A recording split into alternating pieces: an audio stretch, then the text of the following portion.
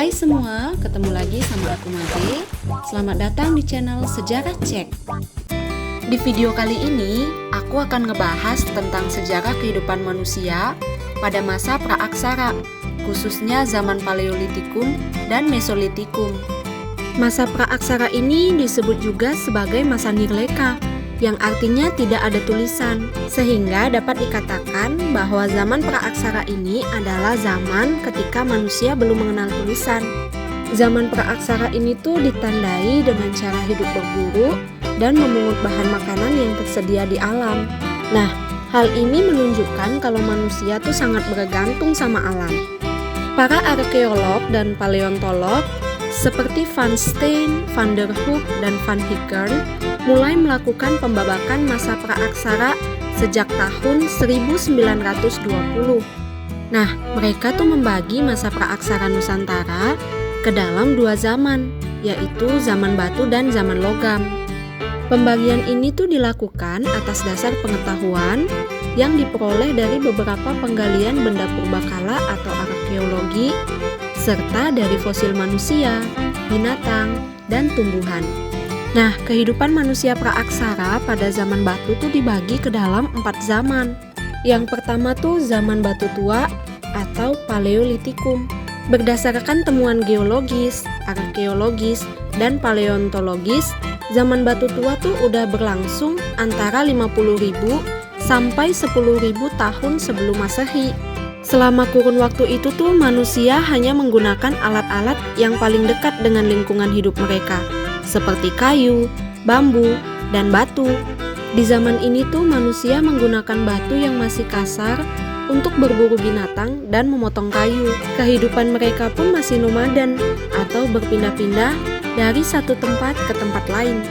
Nah, pada zaman ini tuh manusianya masuk dalam pengumpul makanan tahap awal, atau disebut juga peradaban food gathering. Manusia pendukung dari peradaban batu tua ini adalah jenis-jenis manusia purba yang ditemukan di Pulau Jawa, seperti Meganthropus paleojavanicus, Pithecanthropus robustus, Pithecanthropus mojokertensis, Pithecanthropus erectus, Homo soloensis, dan Homo wajakensis.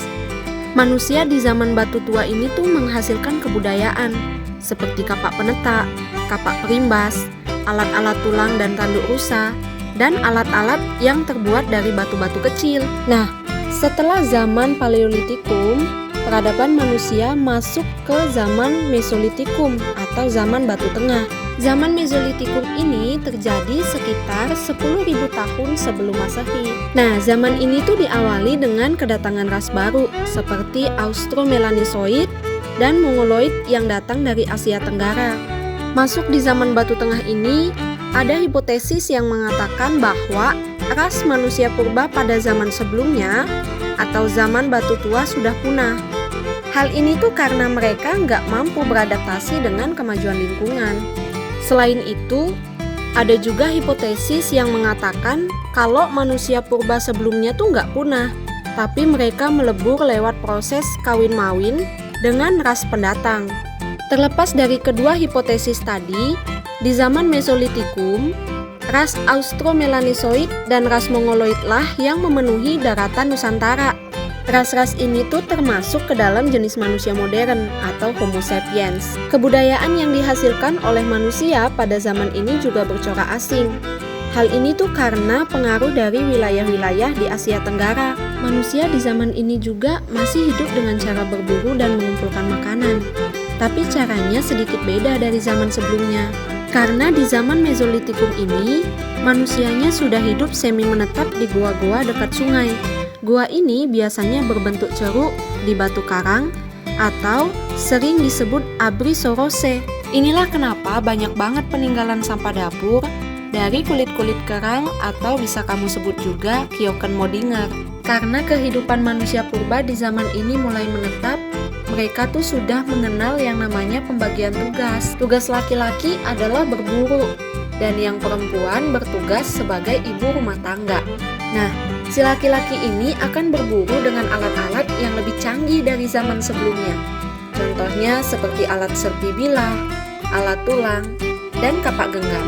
Di zaman Mesolitikum inilah api pertama kali ditemukan dengan cara menggesek-gesekkan batu.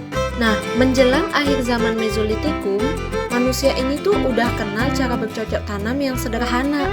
Nah, kalau mereka sudah mutusin mau bercocok tanam, hutan yang mau dipakai sebagai lahan akan mereka bakar dan bersihkan dulu. Teknik ini biasanya disebut slash and burn. Kalau lahan mereka udah bersih, manusia purba ini tuh akan nanam umbi-umbian kayak keladi dan jagung yang bisa mereka nikmati sepanjang tahun sampai tanahnya udah nggak subur lagi. Di zaman ini juga, untuk pertama kalinya manusia mengenal kepercayaan. Mereka tuh ngelukis di dinding gua dengan cap tangannya mereka sendiri dan meyakini lukisannya itu sebagai simbol kekuatan atau perlindungan dari roh-roh jahat.